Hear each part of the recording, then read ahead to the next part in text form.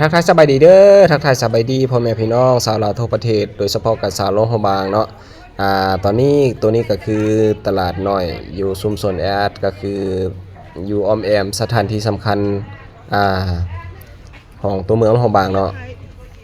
ตอนนี้พวกเขากำลังเดินเลาะชมตลาดเนาะเลาะชมเครื่องของอย่างต่างๆสินค้าการขายมันมีหลายอย่างหลายสิ่งเนาะ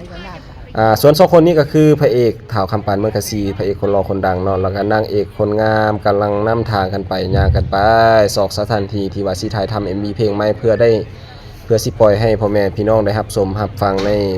ไวๆนี้เพื่อต้อนรับปีใหม่2026เนาะส่วนบอนสีออกมานี่ก็คือจุดซุมบนทางเข้าประตูเนาะประตูทางเข้าของหอพิพิธภัณฑ์หรือว่าพระราชวังเรือนเจ้าชีวิตเก่าเนาะคนแน่นหนาแออัดส่วนหลายก็สิเป็นชาวต่างชาติชาวต่างประเทศเนาะพี่น้องส่วนพี่น้องชาวลาวเฮาที่ว่าผู้ใดที่ว่ายังบ่เคยได้มาได้ชมเนาะก็อย่าลืมญาติเวลาหาเวลามาเที่ยวมาชมเบิ่งเนาะเพื่อเป็นบุญหูบุญตาเนาะไปเบิ่งเครื่องของวัตถุโบราณอยู่ในนี้เนาะสุดท้ายนี้ผู้ใดที่ว่าเห็นคลิปนี้แล้วก็อย่าลืมกดไลค์กดแชร์เพื่อรอท่าติดตามรับฟังรับชมผลงานของพวกเฮาเด้อเฮาสิปล่อยไว้นี่เด้อเพื่อนพี่น้องขอบใจหลายๆ